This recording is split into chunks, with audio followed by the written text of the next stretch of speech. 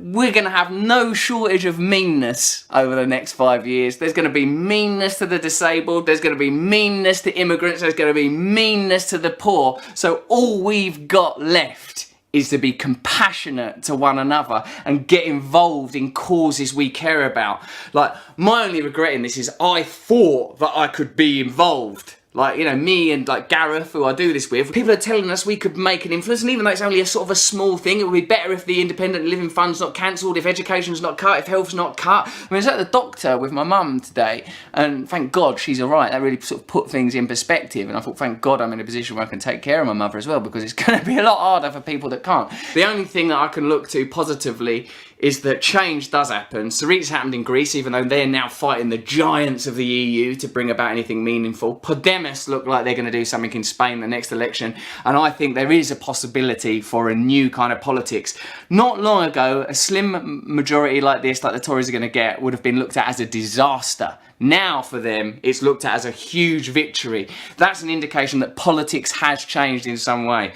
What I've personally learned is, I don't understand that world, and I intuitively don't like it. My feeling is that change is going to come from us, come from ordinary people working together. So the truth is, what we're going to do is we're just going to talk to you about what we feel and sort of really step away from that stuff, you know, and stay near communities, near people that are actually doing stuff, whether it's in the issues of housing, ecological issues. We've got to find new ways of making alliances, new ways of making change, because we ain't going to get any help from the government. We're going to get screwed. I took great inspiration from the Focus E15 mums who were turfed out of their homes by Newham Council that are indifferent to their plight, and organised themselves creatively and opposed that, and through that action they won 40 council homes for homeless people in the borough through creative direct action. I would draw your attention to the New Era estate in Hoxton, where, like many Londoners and many people in our country, they're facing terrifying situation around housing, and again they're organising. Russell, this is very, very piecemeal, because you've got a much bigger view of how societies have changed in this book than one little group doing something here. But Evan, this is what you misunderstand. Evan, what you misunderstand, mate, like what a lot of people in your line of work misunderstand is that we don't want pedagogic figures coming in and didactically shouting at us. We want to organise ourselves, as is happening on the New Era estate. The time where people trust politicians, that's over.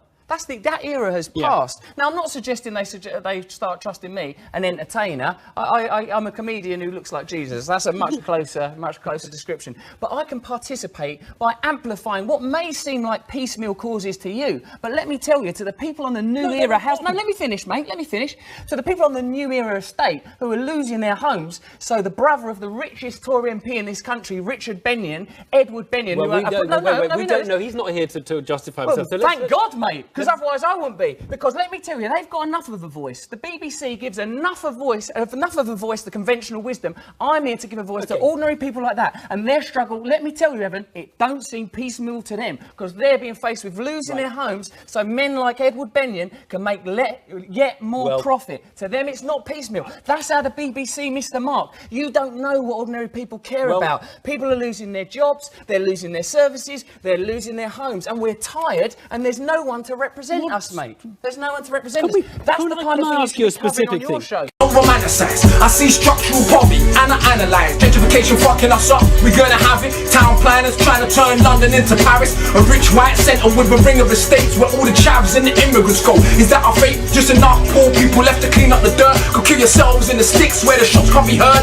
Leave the centre to the civilized people to improve. You know the type that wanna have their carnival without coons. Move your little paupers. Fuck your sons and daughters. Your lives and your communities are not important. We can all pretend that it's just market forces rather than a social engineering, which it of course is. They say they don't believe in handouts. Fucking liars. Look how we bailed out the banks and didn't nationalise them. You can make it if you're enterprising, right? Try it just like I do. That's what I'm supposed to say when you ask me how my life is. But that ignores the facts and all the things that I have seen. All the blood that's put before my eyes when I was just a teen. I ain't being dramatic or begging gangster life. Truth is though I did do wrong, I'm living on bubble time. Rappers' minds starting to sound clever, like they borrow mine. You learn nothing from me, it must be that you ain't got a sign. Ain't gotta hide it from my brother. If you got a mind that the people not bleed for the right to read in another time. Watch the youths back in yard, back in Nigeria. Do they reject knowledge? Are we serious? So whose culture is it then for us to act foolish. Who we entertaining and serving with our bullshit. With my dreads, with my picky head, with my hoodie on. Cheap up these so-called scholars, go off and write a song. Yeah, I think deeply. Man is so sneaky, but still box man in their mouth for getting cheeky. Think I'm exceptional? That's not true. I'm like most of my brothers that grew up on the roof. I don't respect a lack of honesty or authenticity. Rarely anyone think they could talk to me lyrically. Physically, I ain't Superman nor a massive dude, but train every day like a soldier. What you thought this is? We talk this revolution shit and not be super fit? How you gonna fight a battle soldier if you ain't used to it? Fizzy drinks, packet of crisps, chicken and chips, not a fam, green banana and yam, we go ham. Make your shit stand strong when you're still an old man. Check the rasses in the hills back of yard, you'll understand what's the plan. Keep them dumb and distracted and unhealthy. Perfect recipe for keeping themselves wealthy. Anywho, murdering my ex daily, I dumpy little yuppies, they're still scared of the trenches. I'm forever muddy, a roadside brainiac. I forever study, couple man mistook me for a prick, look what they discovered. I tell jokes all the time, I'm forever funny. Hard bloody hard, you really thought that I would let you mug it? We speak gully cause we still tugging. Though we deeper than gullies in maroon countries. And you needing to worry cause it's all covered. Look how we feeling the knowledge and they will love it. Yeah, fuck your conditioning. Rap natural glistening, glistening like the top of the pyramid on you invalids. We all know who the winner is, don't shit where your dinner is. Man rap about food but couldn't even finish. Is you hungry? I'm starving. Look at my ribs inching in the baby in his bedtime. Maybe I should sing to him a sweet little lullaby. Put him to sleep. It's so peak for the other guy cause he ain't me. Most of you speak about the gully side and put me to sleep cause you're a chief and you cannot rhyme, better believe. Uncle Akala is the hard stop. Everybody says this and it's no secret why I don't make playlists. But tour tickets selling out, not self-published. My life's all good, I enjoy my summers, but I am what I am. Council house, single mothers, so won't get arrogant from a little bit of abundance. Lungs a punch, trying to manufacture rhyme schemes I'm already done with. Run through that stage like 7, I'm on my Charlotte Monk shit. One finger push up, a blade in the neck. Iron shirt, Qigong, you can't fake the respect. Much less fade in the vet, I'm as brave as cadet. In Destiny's army, what the fuck you expect? I don't trust politicians. No one does. I don't trust the corporations in this country that you inadvertently work for every time you take this line with me. What I'm saying is that people can run their own workplaces, people can run their own communities. The people of this country have been patronised enough, mate, and let's not do it in this interview. You have another one. I'm not patronising anybody. Good. You say you want General Motors to stop making cars that break down in a few years. Mate, you carry like so they can sell all of them. Well, do you really believe that cars are made to break down? What, built-in obsolescence? Yeah, I believe in built-in obsolescence, don't you? Well, I tell you what, when I was a kid, people make deliberately any one of us. We went on holiday. We could barely guarantee to get You're back much again. More tactile than the Jeremy geezer. He hated it when I touched his legs. Because the cars were so unreliable, they've become much more reliable. And I sort of think the companies that made obsolescent cars went out of business. You think that, do you? Well, I honestly think that. I posit that as at least a theory of capitalism that might have. I don't want to. I'm not going to sit here with you. I know you know that capitalism isn't working. I think it's got a lot of flaws. That a system that requires quantitative easing to hold it together, while energy companies are subsidised by our taxes, while renewable energies are ignored. I know you can't support that system, Evan. I know you're mates with like CEOs of big business figures. The systems we have at the moment aren't going to change within themselves because those systems are working for precisely the function they're intended to.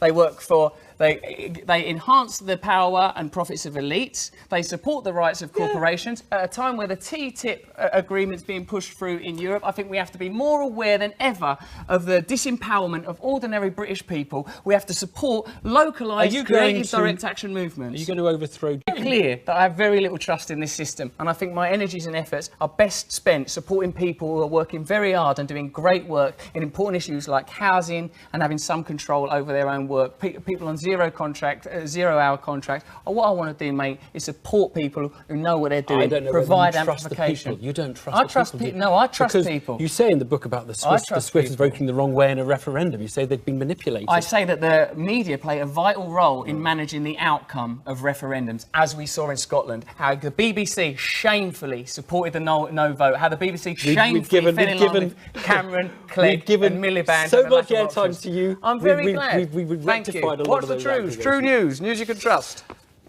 Truth night. Is all we have time for. We've got plenty of time. There's plenty of time.